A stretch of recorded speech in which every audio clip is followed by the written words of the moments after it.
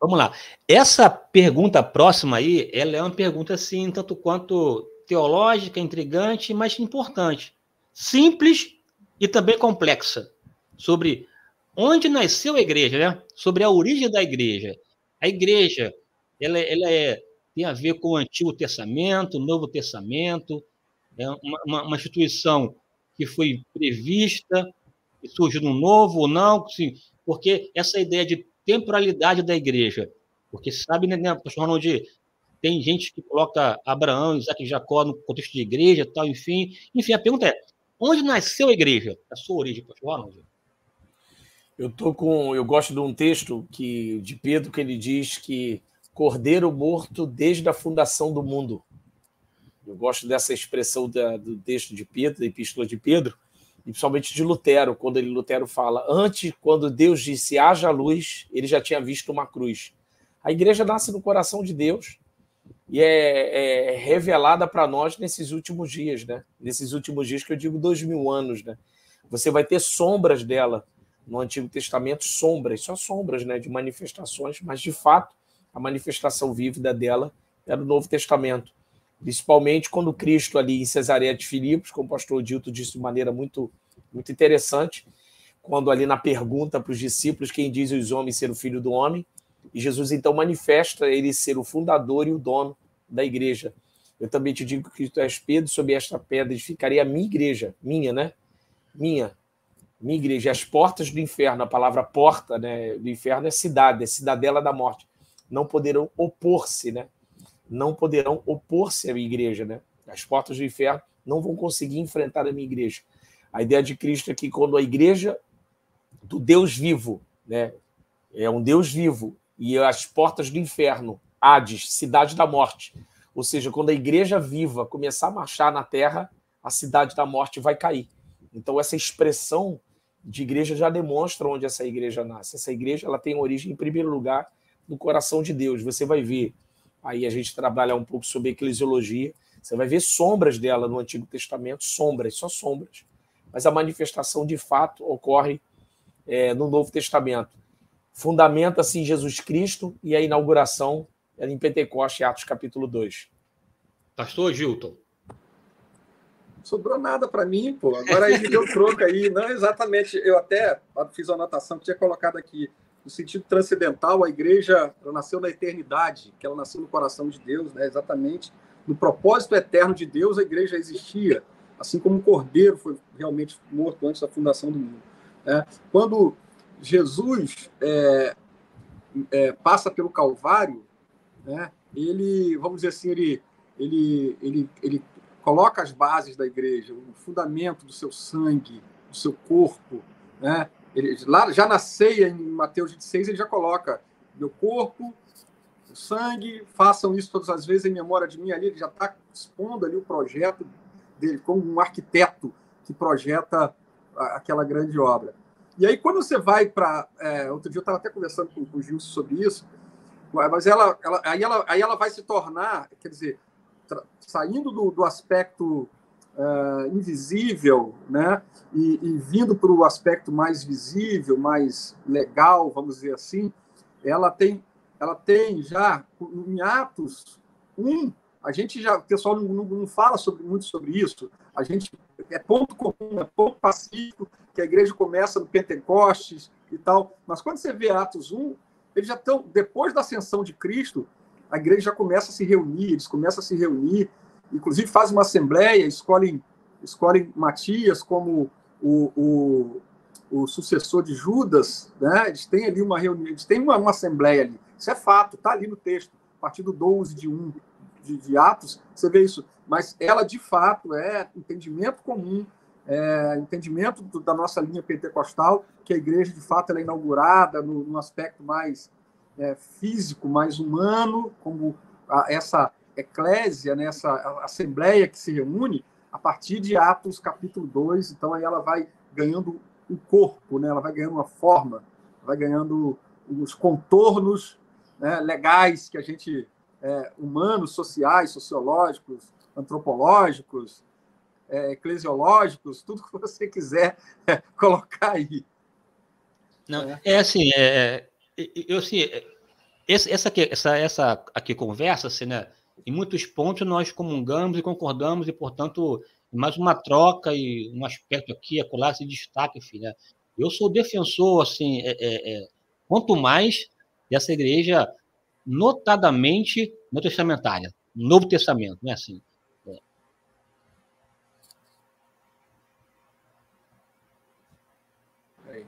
nesse sentido aí, Gilson, é aquilo que a gente sempre conversa, né? A gente sempre está conversando. Eu não sou muito, respeito, mas eu não sou muito adepto dessa teologia que coloca lá, não, a igreja de Eliseu tinha não sei o quê, a igreja de Elias tinha não sei o quê, a igreja de fulano. Não. Igreja, ela é essencialmente neotestamentária. Ponto. Né? Não, perfeito, né? Assim, e ela nasce... Porque, assim, quando se pensa nessa visão, né, Ronald, assim, dispensacionalista, de dispensações, às vezes, né, eu sou essa visão, né, assim, dispensacional, eu vejo nitidamente esses modos diferentes de Deus agir ao longo da história. Isso aí é outro podcast. Sim, verdade. Verdade. Né? Assim, sou só isso aí já dá 3 horas de podcast. Não, tá? As águas são muito profundas, a gente vai parar lá no Apocalipse. Também que você compartimentalizar demais a revelação é um problema, porque você percebe nuances, zona cinzenta, encontros, né, de dispensação no processo, elementos que perpassam aí essa história progressiva de Deus, desde o começo ao final. O pastor Dilton, o pastor Dilton, vocês falando sobre a igreja, quando o pessoal faz esse corte, né? A igreja de Eliseu. Na hermenêutica, a gente chama isso de anacronismo, né? Aplicar algo ao texto no tempo errado. É você cobrar, por exemplo... Na história também, né? Não só na hermenêutica, mas na própria... No contexto histórico também, né, Gilson? Isso é anacronismo. Você fazer uma aplicação fora de contexto, fora de tempo, né? Jesus usou o verbo no futuro, né? Edificarei, mano. Exatamente. Mas você, por exemplo, quando faz esse anacronismo, o pastor Gilson, fazendo essa cobrança de algo fora, né, de contexto, fazendo esse corte. Deixa eu exemplificar aqui para quem está assistindo. O anacronismo é cobrar Abraão sobre princípios da lei que vai acontecer em Moisés. Então você não pode cobrar a narrativa de Abraão que ele se comporte como algo que Moisés vai receber. Então acontece muito isso. E falando a respeito do Cordeiro morto desde a fundação do mundo, 1 Pedro 1, do 18 ao 20. Cordeiro morto desde a fundação do mundo. Trazendo essa ideia da igreja do ponto de vista, como o pastor Odilton falou, transcendental, né, da eternidade. Então, o que está no seu coração de Deus, a nós revelado no nosso tempo, né? Então, nós estamos atrelados à geografia, à história, ao tempo, e dentro do ponto de vista geográfico e temporal, essa igreja nasce realmente no Novo Testamento. E assim, ela é consolidada, na minha leitura, com morte e ressurreição. Eu nem vejo morte como um evento isolado, né? Eu vejo morte e ressurreição como um evento único, ou seja, 2 etapas, morte e ressurreição, porque um está vindo. Porque você tem efeitos ali, né? Então, quando ele ressuscita, de fato, ele chancela o que ele disse. A morte, de fato, consuma, mas o respaldo da fala dele acontece quando ele ressuscita, de fato, como dando, de fato, a veracidade inequívoca dos seus ensinos. E nessa ressurreição, ele consolida a igreja, né? A igreja consolidada, existente. Ela é apresentada ao mundo, portanto, a sua inauguração, para nós, Pentecoste. Né? Em Pentecoste, que ela é posta para fora. É o eclésia, né? Ela vai para fora, né? Mesmo. Então, que igreja é essa? Aí, então, Pentecoste tem olha aqui. Essa igreja do Pentecoste é uma igreja emblemática, né? Uma igreja aí universal, pessoa de várias naipes ali presente, uma igreja santa, porque recebe o Espírito Santo, né? É uma igreja... O pastor Gilson, você falou aí interessante, por exemplo, a catolicidade da igreja, no caso de universal, é importante. A igreja ela não pode perder essa catolicidade, ela não pode se tornar romana. Ela tem que tirar a catolicidade, a ideia de universal, né? Catolicidade. A igreja ela é universal.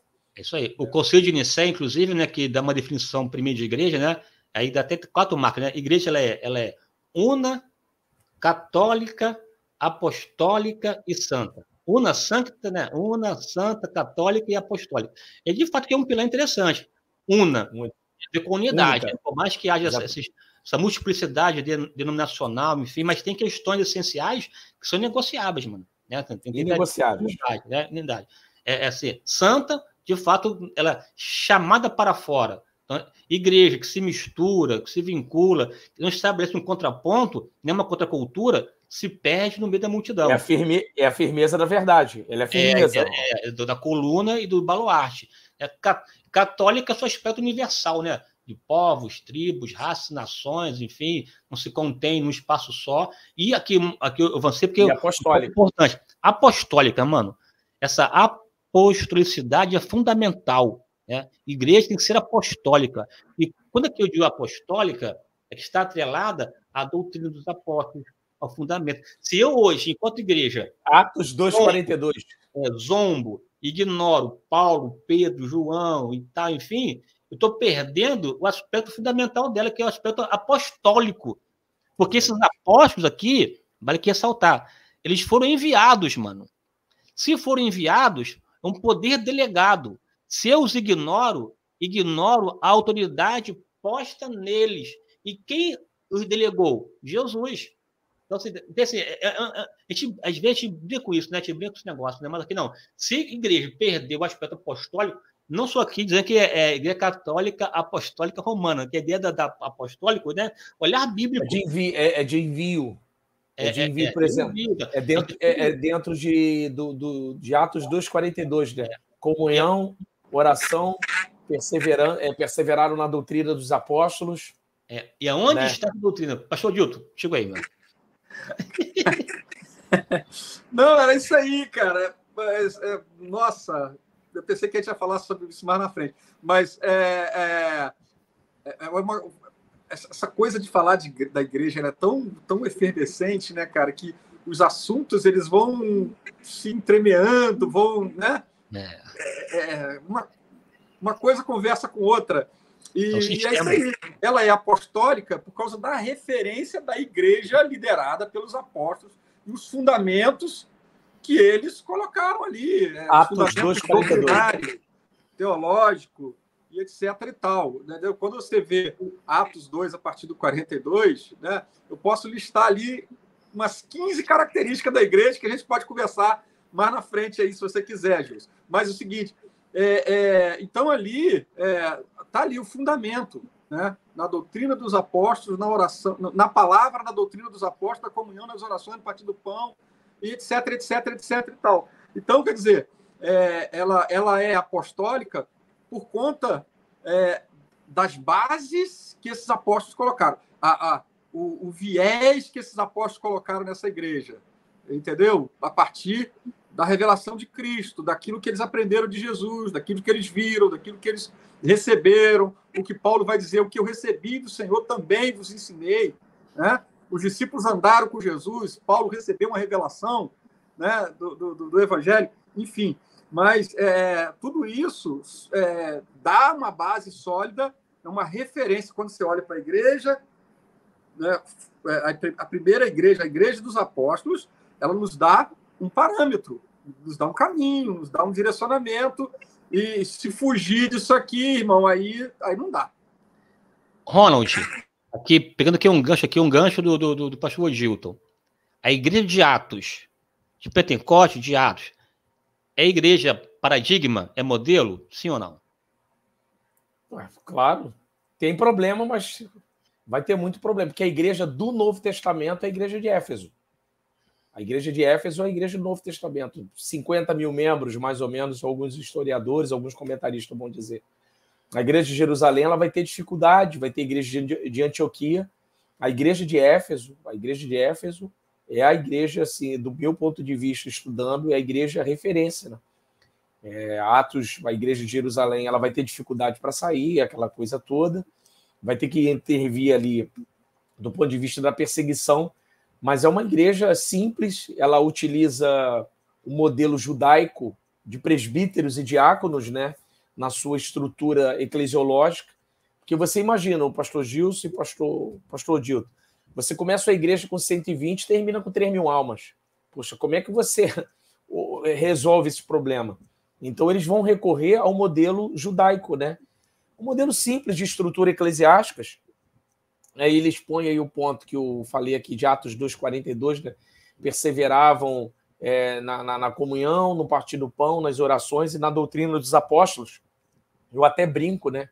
Que a igreja é mais ou menos assim. Igreja doutrina sem comunhão é religião. E comunhão sem doutrina é recreio.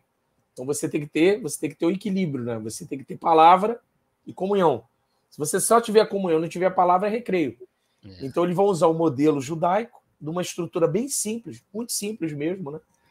Diáconos ali, os apóstolos interviram na questão da liderança, mas é uma igreja modelo, uma igreja de oração, uma igreja de busca, uma igreja que ajudava o próximo, ajudava os pobres, uma igreja de marcas, de milagres, né? É uma igreja perseguida, mas é uma igreja que pregava, mesmo na sua estrutura tão simples, o pastor Odilton, o pastor Gilson, comparado à igreja de Éfeso. Pô, Éfeso foi um negócio sinistro, né? Pô, capital da Ásia Menor, um negócio absurdo, né? Abalou toda a estrutura. Assim, Odilton. Acho que não dá para a gente fazer um recorte único só na igreja de Atos, ou melhor, essa igreja de Atos 2, né? Que eu acho que é a ideia primeira que é da nossa conversa. Mas você vai ver que a igreja de Éfeso, já num tempo mais na frente, né, eu acho que a igreja ela vai evoluindo socialmente também. E também você vai ver a igreja de Corinto, ela tinha os dons todos, tinha um monte de problema também, mas ela tinha todos os dons. Né? Então a gente tem aí uma série de questões, né? Por quê? Porque tem o elemento humano, né? Se você olhar assim, eu vejo a igreja de Atos 2 como uma igreja referência. Tá? Apesar dos problemas da igreja de Jerusalém, apesar de tudo isso que o Ronald colocou muito bem, eu acho que ela é uma igreja referência, principalmente nos primeiros anos, primeiros momentos dela, isso aí. Manifesta, né? Você vê ali, Atos 2, 3.000 almas, depois 5.000 almas. E aí, se vocês me permitirem, se o anfitrião aí me permitir, eu tenho uma mensagem que eu prego, que eu uso a igreja de Atos 2 como um modelo. Então, eu listo umas 15 características dessa igreja de Atos 2. Ó, ela recebe a palavra, ela persevera na doutrina, ela tem comunhão, ela tem oração, tudo no texto. Oração, ela tem fé, ela tem unanimidade, ela tem louvor e adoração, ela cai na graça, ou seja, ela é agradável, ela tem a capacidade de atrair. 10, ela tem sinais e maravilha, a manifestação dos dons, né? 11, ela tem crescimento, porque todos os dias acrescentava o Senhor à igreja. Ela tem o ministério social, né? Porque ninguém tinha falta de nada, eles repartiam tudo. 13, ela era evangelística, porque ela ganhava almas, ela evangelizava, ela tinha essa preocupação. Ela era cristocêntrica, porque ela pregava que nenhum outro a salvação, porque vocês ouviram hoje que o Cristo, que vocês crucificaram, então ela é cristocêntrica e ela é cheia do Espírito Santo. Então, olha quanta coisa tinha nessa igreja aqui. Que igreja fantástica, que igreja maravilhosa. Sem querer, em hipótese nenhuma, não estou discordando de você não, Ronald, pelo amor de Deus. Estou colocando aqui a minha preferência, vamos dizer assim, a maneira como eu enxergo, né? A igreja de Éfeso, ela já tem um teólogo, ela tem um teólogo por trás dela, né? Ela tem um Paulo, um teólogo. Aqueles caras antes eram pescadores, eram pessoas simples, humildes e tal, mas ela tem um teólogo, um cara que era um mestre, um rabi, um cara criado aos pés de Gamaliel, um cara que conhecia filosofia, conhecia teologia, o judaísmo, e recebeu uma revelação sobrenatural de Jesus na sua conversão. Então, o seu próprio testemunho já era algo que impactava essa igreja de uma maneira poderosa. Mas a igreja de Éfeso, eu acho ela fantástica, eu acho ela uma igreja poderosíssima. Se você considerar 50 mil membros para esse tempo, meu Deus do céu, é um negócio absurdo, né? Uma coisa muito absurda. Eu tô aqui sorrindo, né? Que pode até, né, passar a regra, fechar a conta, né, Ronald, fechar aqui e já ir embora depois desse elencou aqui, mano, trocentas qualidades dessa igreja de Atos 2 aqui e tal. Enfim. É o que eu falei, pastor Dito, pastor Gil. A igreja de Atos, ela tem elementos que eu admiro, que eu tiro, que é o start, é o início de tudo. Você não tem como. Quando eu falo a igreja de Atos, estou falando de Jerusalém. Você vai ter modelos ali. Você tira exemplos, por exemplo, de Corinto. Você vai tirando modelos de outras igrejas como Éfeso e tantas outras. Então, quando eu olho para trás, que você falou sobre paradigma, você vê a igreja como paradigma, como exemplo, eu falei assim, eu vejo a igreja de Atos de alguns elementos, eles começaram muito simples, pastor Odilto de maneira muito, muito assertiva. Éfeso começa a partir de um grande teólogo, ainda que fosse Priscila e Áquila, o início da igreja, mas é a partir de Paulo que a igreja de Éfeso ela toma esse crescimento. Então, você vai ter provavelmente Apolo como pastor de Éfeso, você tem Paulo como pastor de Éfeso, Priscila e Áquila foram os líderes de... O apóstolo João foi pastor de Éfeso, o Timóteo foi pastor de Éfeso. Então, assim, pastor Dito, concordo com o senhor, é só gente... Assim, a minha pergunta aqui, ela foi intencional, na verdade, né? Assim, né? Tudo aqui, na minha cabeça, é intencional, na verdade, né? Eu botei se é paradigma por 2 motivos. Primeiro, porque... Gilson é um cara que não improvisa. Gilson é um cara que não improvisa, nunca improvisa, sempre intencional. Né? É o colérico, né? Eu sou colérico, né? O colérico, assim, ele, né, fica sempre... Enfim, aqui é uma outra história, que apaga aí, esquece, voltando aqui a ideia. É assim, há uma corrente teológica que visa minimizar a importância de Atos, né? Atos é um livro histórico, não é um livro doutrinário, não é uma carta, não são cartas, portanto, não tem peso de referência para a igreja. Há uma corrente teológica que tenta minimizar o valor de Atos, colocando somente uma questão histórica, factual, descritiva, sem peso autoritativo, o que é, para mim, um equívoco na sua gênese, porque é Novo Testamento, portanto, palavra de Deus, inspiração, e as questões postas em Atos visam, de fato, estabelecer um padrão para a igreja. É claro, falar de igreja em Atos quer ser reducionista, porque Atos traz em si uma variegada expressões de igreja, né? Seja a igreja de Jerusalém, Antioquia e as outras por conta que são postas e tal.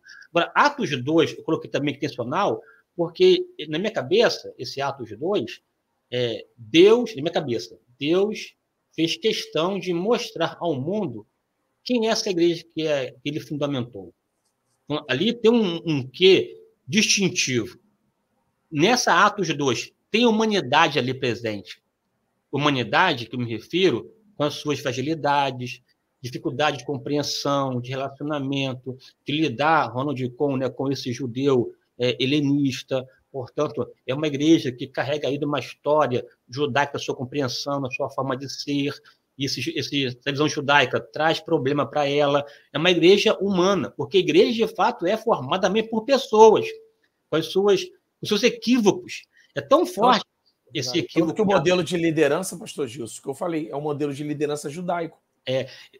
Só que essa humanidade, na minha cabeça, Deus não quis esconder. É uma leitura aqui teológica do processo, né? Porque quem vai moldar, transformar, mudar essa mentalidade, de repente, inadequada, é o Espírito Santo, porque essa igreja humana ela foi dotada de um poder transformador. Porque, veja, Atos 1:8, né? Mas recebereis poder ao descer sobre o Espírito Santo, também testemunho em Jerusalém, Judéia, Samaria e tal, até confins da terra. Esses confins da terra nunca foi ideia desejada por essa igreja de Jerusalém, né? A igreja de Jerusalém ela é eminentemente judaica, queria circunscrever a mensagem ao contexto judaico. Assim, de fato, manter-se nesse muro. Mas ali tinha um poder que a impulsionava, um poder que a empurrava. Apostólico. O poder apostólico. Ela não pode perder a sua apostolicidade. Sim. Além do aspecto apostólico, que é uma das marcas dela, essa igreja que tem poder do Espírito. Esse Espírito Santo vai operar nela, vai mudar o modo de pensar, de agir, mudar até os propósitos, né? Ela começa em Jerusalém, mas termina em Roma. Assim, e essa propulsão dela por conta do poder operante, o dínamo, o Espírito Santo. Não tinha condições econômicas e sociais, pior, não tinha interesse, vontade. E No máximo aqui, se for, no máximo a Judéia, Samaria não, Galileia nem pensar, que dirá confins da terra. Mas há uma força que impulsiona, que introjeta Cornélio, a sua família, e cai o Espírito Santo, tem como negar e vai avançando. Porque a igreja perfeita é aquele que contém homens perfeitos, mas que possibilita a ação do Espírito. E ela é também referência porque ela é apostólica, está ali presente, né? Ela é referência porque vivia em comunhão. Ela é referência porque, de fato, pregava uma mensagem cristocêntrica. Aí o discurso de Pedro lá registrado, né, Atos 2, um mensagem padrão. Igreja que quer pensar em termos de pregação, de padrão, é ver Atos 2, mano. Né? A estrutura de Pedro. É morte, ressurreição e conversão de almas. Não tem invencionice. Quando ela quer inventar, ela perde a sua essencialidade. Exatamente. Gilson, quando eu penso na igreja de Atos 2, eu penso nela muito mais nesse sentido de modelo, do que propriamente de resultados, né? Tipo assim, sim, ela tem os elementos que uma igreja, na essência, precisa ter. Ela tem a essência que uma igreja precisa ter. Obviamente que ela precisava amadurecer, evoluir, se desenvolver, né? Mas a essência, tipo assim, o que uma igreja precisa ter? Você olha ali em Atos, você vê o que a igreja precisa ter. Todos os elementos que a igreja precisa ter, você vê ali, entendeu? Não que você vai conseguir desenvolver todos, né? Mas ali tem os elementos que ela precisa ter. Né? Então, nesse sentido que eu entendo ela uma referência nesse ponto, nesse aspecto, né? Quando você coloca isso. Isso. Aqui você salta para a igreja de Antioquia também, um outro colosso de igreja, né, mano? É uma outra ideia, assim, que na lógica humana, na lógica de Jerusalém, inimaginável. Mas Deus também usa Barnabé e promove e atua e vai embora, né? Porque a igreja é de Jesus, mano, não é nossa, né? Assim, aí você vê, a igreja não é ser perfeita, porque estamos nela, fazemos parte dela, portanto, ela é imperfeita na sua manifestação concreta, tangível, palpável, mas nela há um poder que transforma, que é o Espírito de Deus, né? À medida que essa igreja se abre para ele estabelece sua vontade. Uma coisa que tem de arrepiar em Atos 13, né, é aquele pareceu a nós e ao Espírito Santo, né? Isso é muito forte, cara. Né? Pareceu, tipo assim, uma intimidade, né? Uma comunhão, uma convergência tão profunda que eles falam, pareceu a nós e ao Espírito Santo. Nós nos reunimos aqui com o Espírito Santo, nós nos reunimos entre nós e o Espírito Santo, e tomamos essa decisão aqui. Que coisa forte, linda, poderosa isso, né? Não, Atos, de fato, alça essa igreja. Lucas, está aqui, o Ronald está um pouquinho em Lucas e tal, né? Em Lucas, ele não cita a palavra igreja, já em Atos, a palavra igreja, né, pipoca recorrentemente. É a palavra igreja e a palavra Espírito Santo. Essa igreja que nasce, se apresenta e nasce na égide, domínio e orientação do Espírito.